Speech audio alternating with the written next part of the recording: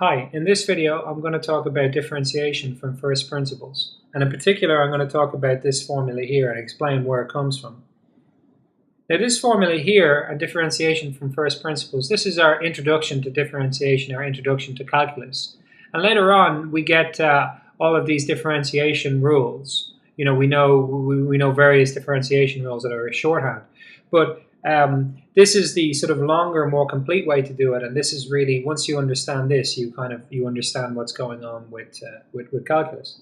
So this formula here has two parts. It has this limit part and it has this quotient over here, and I'm going to explain both of these parts in the subsequent slides. Okay, so the first thing that I want to talk about, is the slope formula. So let's say you have a line. Okay, so here's a line, x1, x2, and then y1 and y2. Okay, so I have a line and I've got 2 points on the line, x1, y1. I can say the slope of this line is the change in y, y2 minus y1, over x2 minus x1. The change in y, delta y over delta x. So this is the slope formula. And what you're doing with this is you're just making a triangle like this, and then you're looking at this side here, delta y and delta x. And then when you have the fraction delta y over delta x, it tells you about this angle here. It tells you how steep, how sloped that the side of the triangle is. It gives you the tangent of that angle there. Okay. Now, so this is just the slope formula. Okay. Now, why am I talking about the slope formula? Well, the slope formula is going to be connected to this thing here, and we'll see this coming out now in the next couple of slides. Okay. So what I could do, instead of using y, I could use f of x on this vertical axis here, right? So that would mean instead of having like x1 and then y1 right here, I have f of x1, right? And then I have x2, and then I have f of x2. So what I'm giving you here is just an equivalent way of having the exact same formula. So this time the slope is f of x2, right, minus f of x1 over x2 minus x1. Okay, so we could use this formula for the slope, or we could use this formula here for the slope. Okay, they're both more or less they're both exactly the same thing. Just the notation is slightly different. Okay, I'm going to do this slope formula one more time, and this time I'm going to think about a gap. Okay, I'm going to think about a gap between the x value, the first x value, and the second x value. So this first x value here, I'm just going to call it x. This here has a y value, or f of x value, f of x. Okay. Okay. Now what I'm going to do is I'm going to think about a gap here between the first point and the second point, and I'm going to call that gap h. Okay. So what I'm going to say is that you've got this point x, and then the gap between the first point and the second point is h, and that would mean that to get to h, well, you first have to get to x, and then you have to plus h onto the second point. And then that would mean then that we have this f of x plus h here on the y-axis, okay? And now this time our formula, so 2 slides back, this was our y2 minus y1 over x2 minus x1. Then it became f of x2 minus f of x1 over x2 minus x1. And now it becomes f of x plus h minus f of x over x plus h, which is this one, minus x. And what you see here on the bottom here is we have an x and we have a minus x, so they cancel, and you end up with f of x plus h minus f of x over h. So this here, this is just another version of the slope formula, right? So let's go back a slide. There was a version of the slope formula, there's a version of the slope formula. So what appears here is just actually a version of the slope formula. And this version of the slope formula, this here is in terms of this gap h between the 2 points on the x-axis, okay? Okay, so just bear that in mind, and then we move on to the next part. And we talk about what is this formula here giving us, right? What is this f of x? Okay, we know what f of x is. F of x is the function. So let's go ahead. We could plot the function here. Here's the function like this.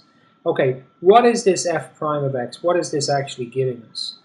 Okay, Now, let's say, for example, we are here at this point here. Imagine this is like a hill, okay? Imagine this is like a hill.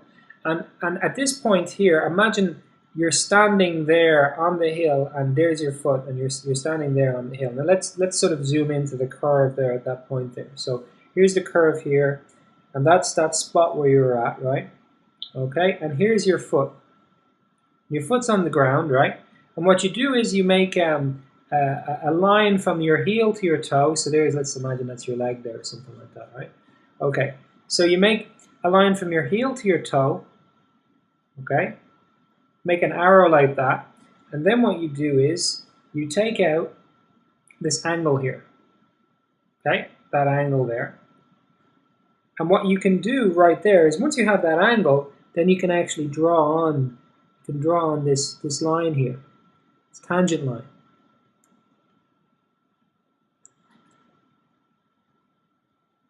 Like this. So this tangent now, what is this tangent line? What it's saying is that at this point where you put your foot down, instantaneously this curve has a slope. Now if you move to the next point, well, you're actually at a steeper point now, you see? You're going to be at a slightly different, so this is a slightly more steep kind of, because it's not in a straight line. We're on a curve and the slope keeps changing, right? But what this arrow that I've drawn here on the curve, what this gives you is the slope of the tangent line at that point.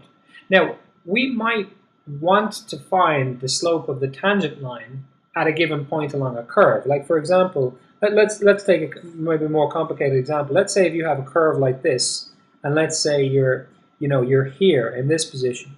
Well, you can draw a tangent line and you can realize, yeah, I'm going up, but I'm nearly flat. Where if I'm here, I'm going down, right? Here, I'm going down, but I'm not going down as much as I was before, and now I'm going back up again. So these finding the slopes of tangent line, that tells you how you're going to change in the next step, whether or not you're going to go up or whether or not you're going to go down, or maybe stay at the same level, okay? So working out tangent lines, working out the slope of tangent lines is very important. Okay, and then we have this idea that if we're standing at a point, we can have this instantaneous slope that we could work out exactly at the point that we're at. So that's what this formula f prime of x is going to give us. And let's see now how it works. Okay, so let's say, for example, we'll take that same function that we had before, okay? And what we're going to attempt to do is we're going to attempt to, that's my x value, here's my f of x. What I'm going to do is I'm going to define a gap h, okay? And I'm going to take, that's my h, I'm going to take my second point, x plus h, so I'm up here now. That's my f of x plus h. Okay, now what I'm going to do is I'm going to try to use these 2 points. Here's the tangent line. Use those 2 points, and I'm going to try and guess. I'm going to try and guess at the slope of the tangent line, and my guess is going to have these 2 points defined with this h. Okay, so I pick the first point. What I want is the slope at x. Okay. What I'm doing is I'm defining a gap h, get a second point, here's the second point, and then use that formula, f of x plus h minus f of x all over h. And I'm going to say that's m1, the slope of this line 1 here. There's an m1 slope. Now the actual slope that I'm after is here. And what we can see is that m is not equal to m1, right? So this m1 guess is no good, okay? So how could we make this guess better? Well, what we do is, we do the following. We make this gap here, smaller.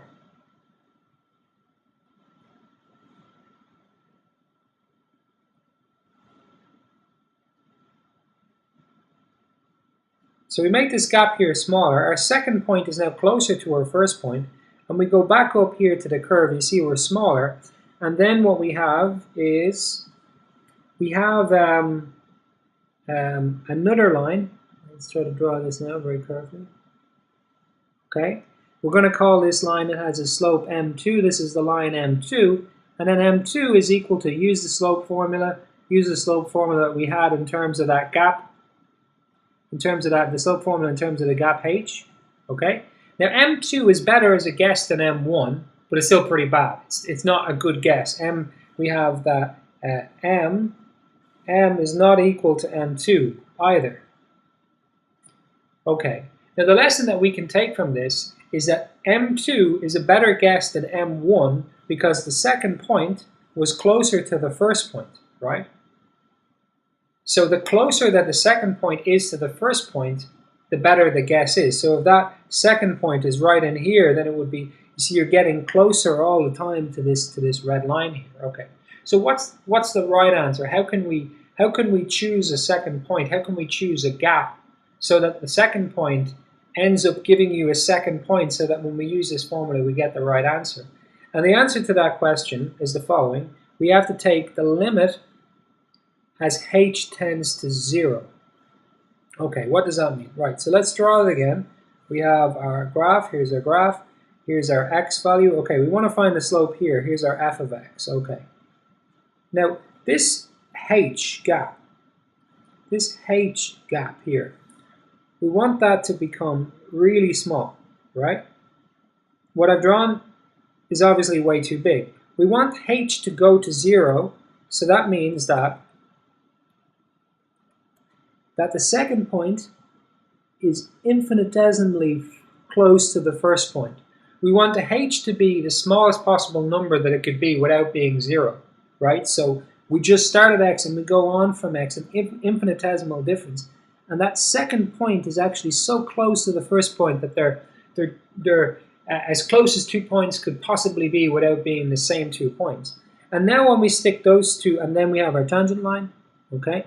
And now what you'll see basically is that second point is so close to being on that tangent line that it might as well be on the tangent line, if you want to think about it that way. So now if we take f of x plus h minus f of x all over h, and we take that limit,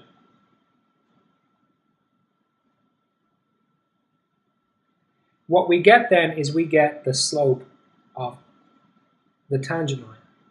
When this gap between the 2 points is infinitely close, that's this part here, and then the second part is just, then we can go ahead and use our slope formula. So this limit as f of x plus h minus f of x f of x plus h minus f of x over h as h tends to 0, that gives us the slope of the function.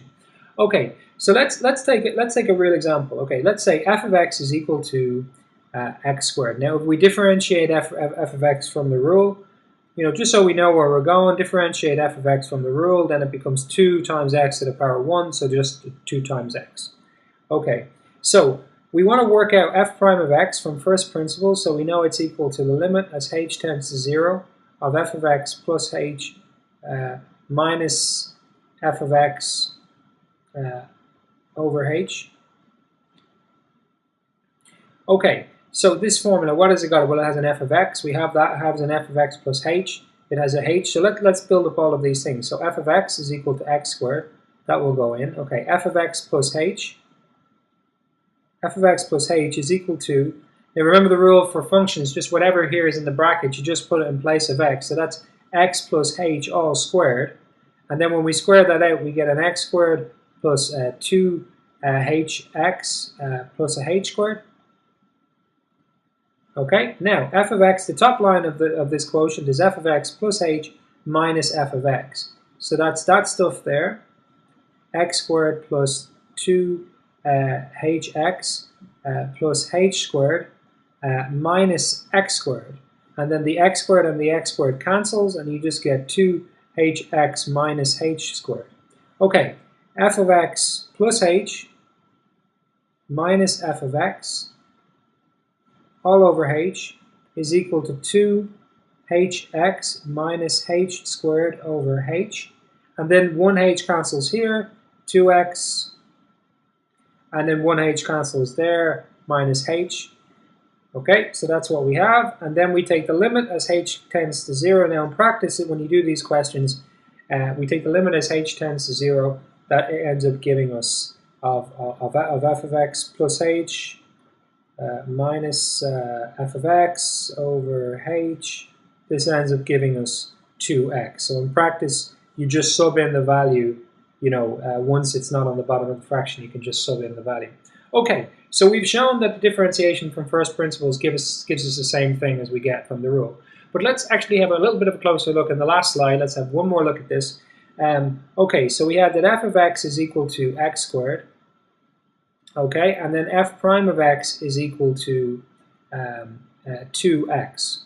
Okay, let's put in a bunch of values. So let's take minus 2. F of minus 2, that's equal to, well, minus 2 squared, right? So minus 2 squared, so it's equal to 4. F of minus 1 is equal to minus 1 squared, so it's equal to 1. F of 0 is equal to 0 squared, so it's equal to 0. F of 1 is equal to 1 squared, so it's equal to 1. And then f of 2 is going to be equal to 2 squared, so it's equal to 4. Right, okay. Okay, now, let's now work out f prime of x equal to 2x. Okay, so f prime of minus 2, well, that's minus 2 times 2 is equal to minus 4. F prime of minus 1, that's equal to minus 1 times 2, so that's minus 2. F prime of 0 is equal to minus, 0 times 2, which is 0. F prime of 1 is equal to 1 times 2 is equal to 2. F prime of 2 is equal to 2 times 2, it's equal to 4. Okay? Okay, so now let's just bear in mind about slopes for a second. If we had a triangle where both sides were equal to each other, then the slope from this would be delta y, 1 over 1 would be equal to 1. Okay? If we had a triangle where the x value was, the delta y was twice the delta x, then it would be m is equal to 2 over 1 is equal to 2. Okay, so for a triangle like this, that would be like, let's say, the delta x is 2, then m is equal to a half, okay? So we know when m is greater than 1, then the slope is greater than 45. This is a slope of 45 degrees here, because, when the two sides of the triangle are equal to each other. This here is a slope greater than 45 degrees. This is a slope less than 45 degrees. Let's say if we had a triangle where the delta y here, you see this is not a triangle, this is just a line, but imagine the delta y is equal to 0, then m is equal to 0, and then for the minus values, it's the exact same, except these pictures are flipped upside down. Okay, so last part now, we'll go ahead and plot these functions. Okay, so this is 0, 1, 2, 1, minus 1, minus 2, and then we have 0, 1, 2, 3, and 4. So this is 4, 3, 2, and a 1. Okay, so let's put in some points. Minus 2, 4, so minus 2 and 4, we're up there. That's that point there. Minus 1, 1, so we're here. Okay, 0, 0, so we're here. 1, 1, so we're here. And 2, 4, so we're here. So that's all of those points there. That's all of those points done.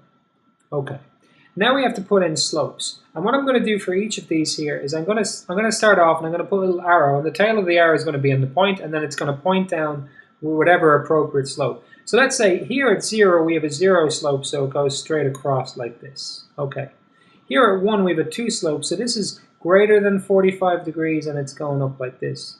Here we have f of 2, it's a 4 slope, so that's actually going up even steeper than that, so it's going up like this.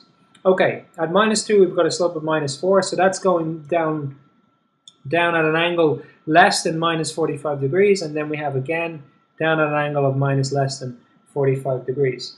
And we also know that if we were going to plot this function, that it would look like this.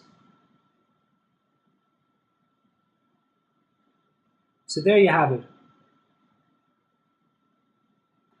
So we can see that if this was like if we were walking into a valley and our foot was there, we can say that this red line, this is the instantaneous slope of the surface underneath our feet. And the slope changes, it goes from minus negative values going down to going flat, then to going up as you pass along the curve in this direction. Okay, so that's the full explanation. So if we go back to the start, we had this differentiation rule. This second part here, this was the same as the slope formula. we went through just the standard slope formula, then in a different representation, and then in terms of this gap h. And then we were just thinking about what the slope of the curve was at that point, what the slope of the tangent line actually means. And then we were applying this sort of slope formula in terms of the gap, guessing at second points, and realizing that as we got closer, as this gap h got smaller, we got closer to the true value of the slope of the tangent line from these formulas. And then we showed that the gap has to go to 0 in order to get the slope, and then we went through a worked example and showed it working there. So I hope that's helpful to you in understanding differentiation from first principles.